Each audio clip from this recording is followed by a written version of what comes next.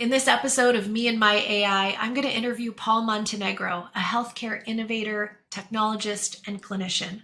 We're going to talk about the unique ways he's using his personal AI to decrease cognitive load and document his own best practices. If you run a global team, or if you have recurring situations where you need to follow specific processes that are only yours, or even if you just want to learn how to use AI to create a private digital diary, stick around. Sure, sure. So, when one of the things I always look at when it comes to technology is what can technology do to help the human? And the technology has to be at the human side, and not the human doesn't have to learn what the technology is. The technology has to work with the human. Welcome back to Me and My AI. This interview series features leaders and business owners who are training their own personal AI to engage with their memories and their proprietary information in unique and scalable ways. I'm Marissa Brassfield, your host, and it's my pleasure to welcome today's guest. Paul Montenegro is a double board certified clinician who's heavily involved in analytics and technology for healthcare. Paul, welcome. It's so great to be with you today. Thanks for having me. It's an honor to be speaking to you today. Well, I'm really excited. By the way, nice shirt. Thank you, Kumon. We're rocking the personal AI purple today. Well, Paul, tell us about yourself. You have such a beautiful multidisciplinary background, and you're an innovator and a clinician. Yes. So, my traditional journey is more in the healthcare realm. And one of the things when I got into healthcare, I kind of thought I would lose a bit of creativity. Just because healthcare is a very stringent profession. You have to follow certain protocols. You couldn't really be too creative. You couldn't go out of the box too much because they might think that you could potentially harm somebody by going outside the box. So one of the things throughout my career, I was lucky enough to be able to have my own practice, specializing in wound care. And from there, we had to really learn how to compete and innovate. So our practice grew, but then our quest for improvement also grew. And it's improvement not because you just keep teaching new clinicians on how to do something, but it's more improvement on how do we use technology to be part of it. Now, I'm not an engineer, I'm not a software developer, but part of our evolution was to bring in that talent into our company. So at that time, there was nobody with that skill set, and I basically said, "Well, I got to learn this. There's, for us to be successful, I have to learn these skills. So I have to learn these, not necessarily be the developer or be the IT person, but I had to at least understand and be able to lead a team." So from there, I just kept on reading, and actually, ironically, one of the things that I stumbled upon was this application, personal AI, and at the time, it wasn't even called personal AI. At the time, it was called Luther, and it wasn't available yet to the public. It was a pre-sign up, and I really believed in Suman's vision, and from there, so I signed up. So I was one of the first users then, and it's kind of evolved quite a bit from there. So yes, so really a lot of what I'm doing now is looking at technology. Even my new startups is all in technology based to really see, and I use personal AI as a big part of a tool. It's actually one of the tools that I would use first if I'm putting out a product. I first ask myself, can personal AI do this, or should I develop something? That's kind of part of the algorithm now, as far as, okay, what can personal AI do in solving this problem? And then what's involved in that versus, okay, putting my team in and says, okay, let's solve this issue. So that's kind of how it's involved. How fun. And I think of all of the industries that can benefit from AI, healthcare is absolutely at the top of the list. There are so many. I just think about, and you would know this so much better than me, but in the practice as a clinician, there's so much information, so many factors to think about. And you mentioned something when we were just getting to know each other before we hit record about just the cognitive load of the human. So I'd love for you to share the different AI personas you're training and also how you're thinking about, you mentioned in your decision making, okay, can personal AI do this? I'd love to get even further into your mind in terms of how you're seeing these applications. Sure, sure. So when one of the things I always look at when it comes to technology is what can technology do to help the human? And the technology has to be at the human side, and not the human doesn't have to learn what the technology is. The technology has to work with the human. So and when we talk about cognitive load as a clinician, there's a lot we think about when you're treating a patient. I got up. There's a lot I have to not only remember, but then what's new out there? What's the latest? What do I need to track with this new medication? Is it going to interact with this? So there's all those different things we have to kind of keep in mind.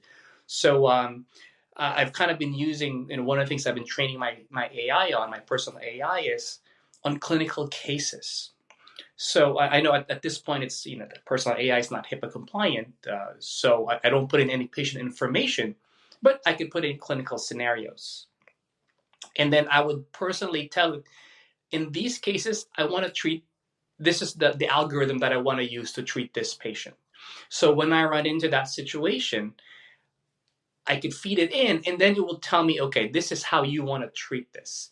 So just by having that information available already, I'm already thinking less. It's kind of like using the system to kind of help me guide them. And one of the things I'm trying to figure out now is, how do I improve the tracking of laboratory values and analyzing it? Because you may get lab reports and they're like 60, 70 different data points. Now, as a clinician, yes, we're trained to read those all the time, but then do I have to really read every single one of them? I mean, can a system do it? So actually, today alone, I was kind of experimenting on some of that as far as what does AI generally know versus what. So then that way I'm not training it so something it already knows, because there's a general information that's already out there. But then now I'm telling it, okay, if you run into these cases, here's how I want to treat it. So then I feed that information in, it'll feed back, says, oh, okay, it's off. This is what you would want to do. And then you could share that as well with your office, because the office staff may get a phone call from a patient and they say, okay, what they would call us, say, what do you want to do now? But what one layer you could do is share that AI persona. They could do a triage on, here's his thought process on how he wants to treat this situation. So then it will reduce. So then you get that over and over again. Then it will reduce. It'll make the practice more efficient, because they could, in essence, want to say, read your brain. You're already telling it. In these cases, here's what we do. Here's our protocol on it. So that's where AI becomes part of it. Oh man, I'm hearing something really. This is such an unfair advantage I get from doing these interviews, is how you're thinking about things. And what I got from that just now was inputting your own mental models, your own processes and preferences, your own best practices, because very often we do. I'm in performance development, and so often the same steps for processing email or having a tough conversation, they still apply, and I would follow the same steps. So now I'm really thinking about how to plug that in proactively so that I can refer to myself and my AI to solve new problems using these proven methodologies and frameworks. Fascinating. Thank you for that. Yeah. So that's one of the applications. The other one, I have another persona, because my one other startup is focused on more professional learning and passing board examinations. So one of the things that we found is, for international students entering the United States, they have to pass the board exams in the United States, but then the fail rates are pretty high. So what we realize is, it's not that they don't have the knowledge. There's just a gap on their experience and exposure. So what the strength of my startup is been able to do the analytics on that. So I actually am now feeding my AI into that. So instead of a student asking me a question, emailing me a question, what do you do with this? How do why, what is this question? The AI is now being loaded into these questions. So then they don't have to wait for me to respond. The idea is they'll get a quick, instant feedback right away, enhancing their learning and also reducing my staff's time. So that's another aspect of it. Really, really good. And whenever you can decrease that time between the question and the insight, I mean, innovation, everything just goes so, Yeah, so much faster. yeah. I mean, if you think it's a global world, there's 24-hour time zone.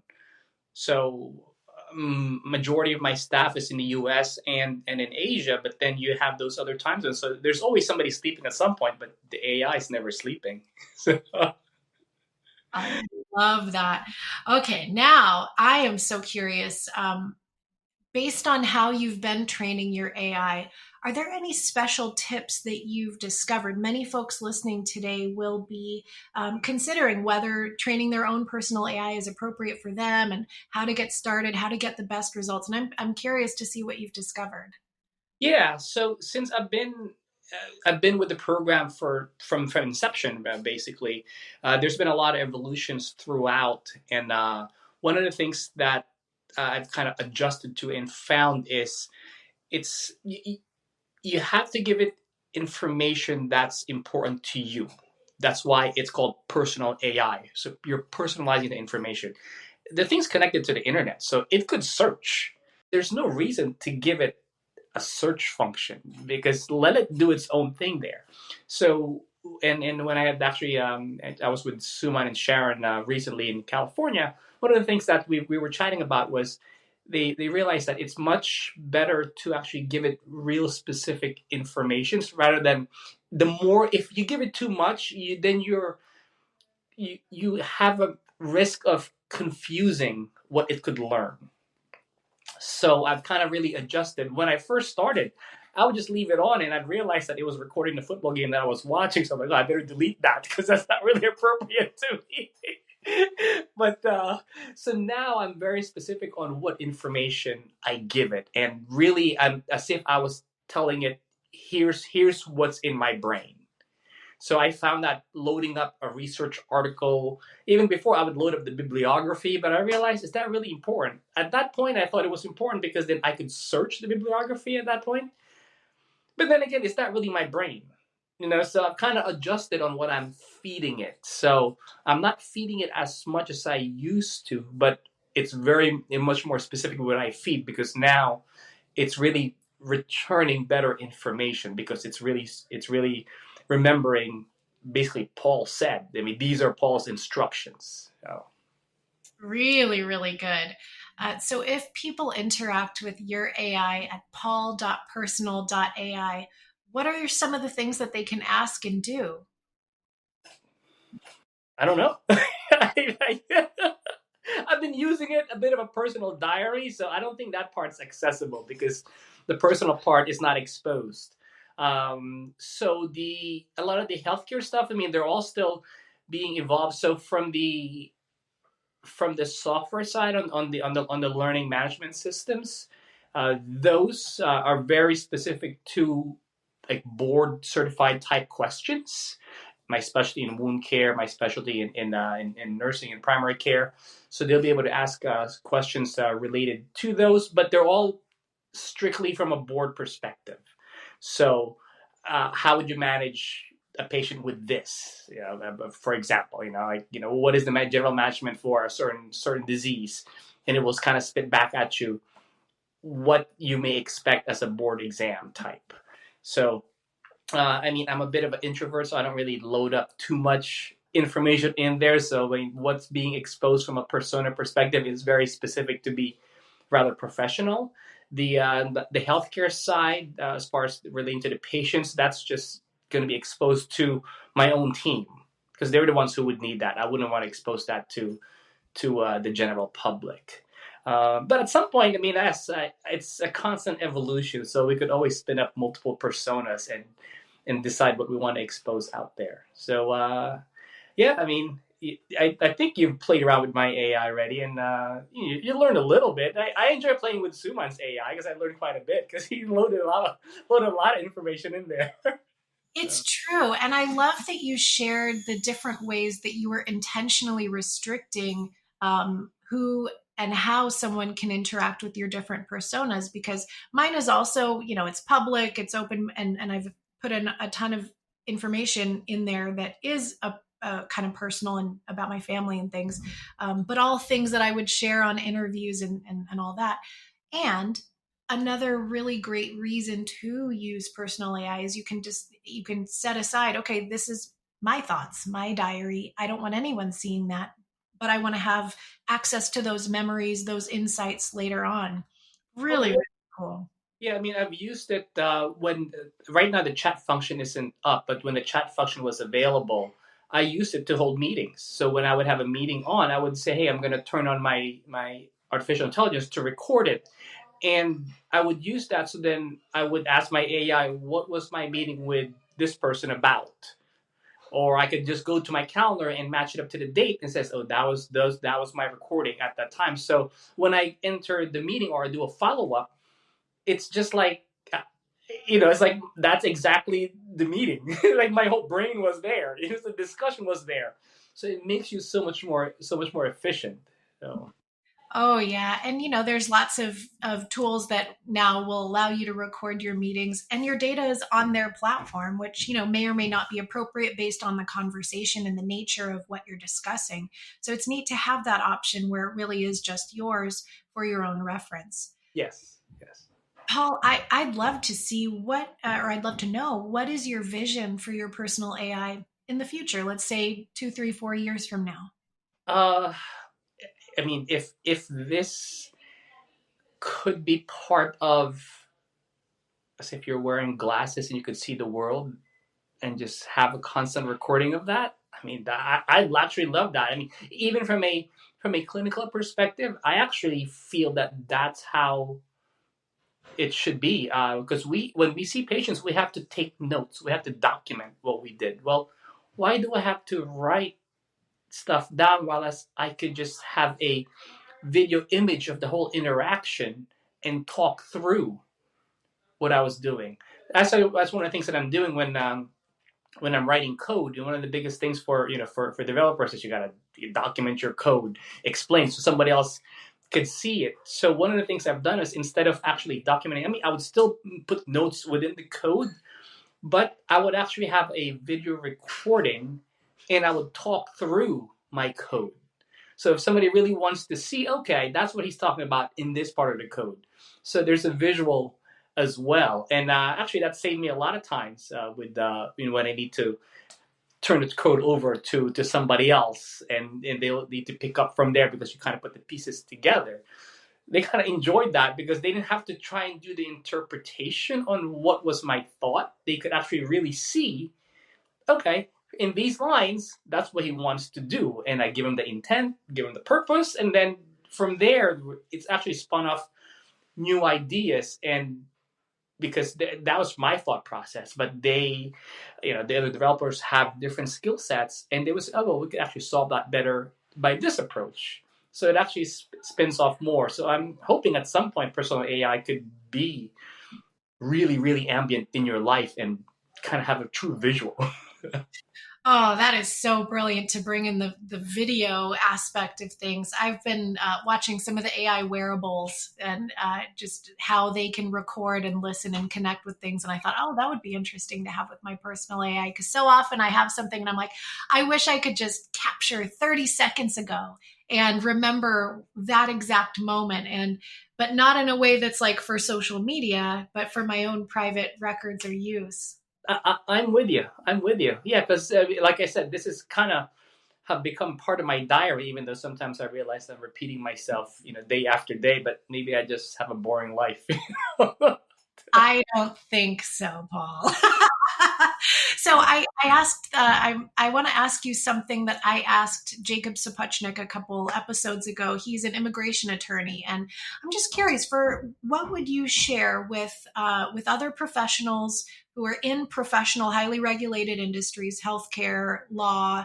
What would you share with them as in terms of like how they should be thinking about technology, artificial intelligence, and experimenting with how to use these tools within their practices?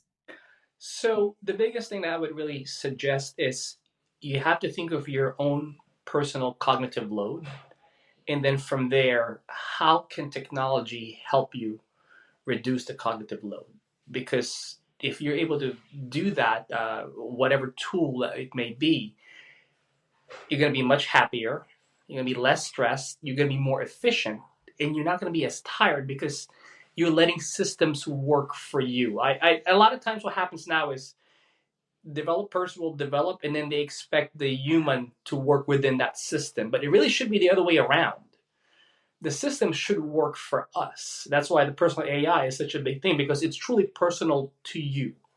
So that's why, for other professionals, anybody using these platforms, think through it as if, how can this system help me? And don't get fooled into, I need to learn this software. It doesn't work that way, because that's, to me, that's poorly designed. It has to be all intuitive, and it's got to be helping you with what you want and what you need. Is it going to be perfect? No. But the more you could reduce that cognitive load, the better the system would be. And that's what I use personal AI for the most part, is how do I reduce the cognitive load? Beautiful. So beautifully said. Well, Paul, I am just delighted. It's been so fun getting to know you.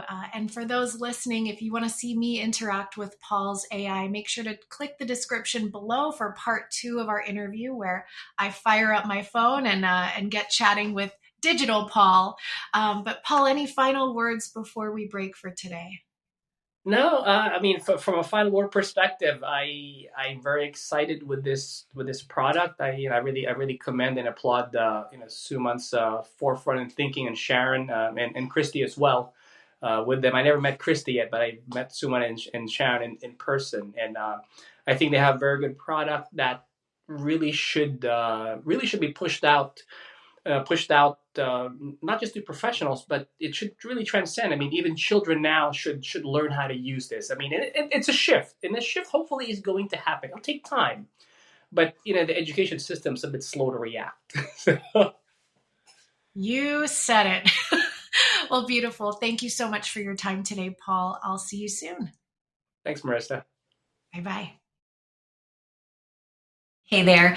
If you want to see me interact with Paul's AI, click the description below for part 2 of this video. I'll see you there.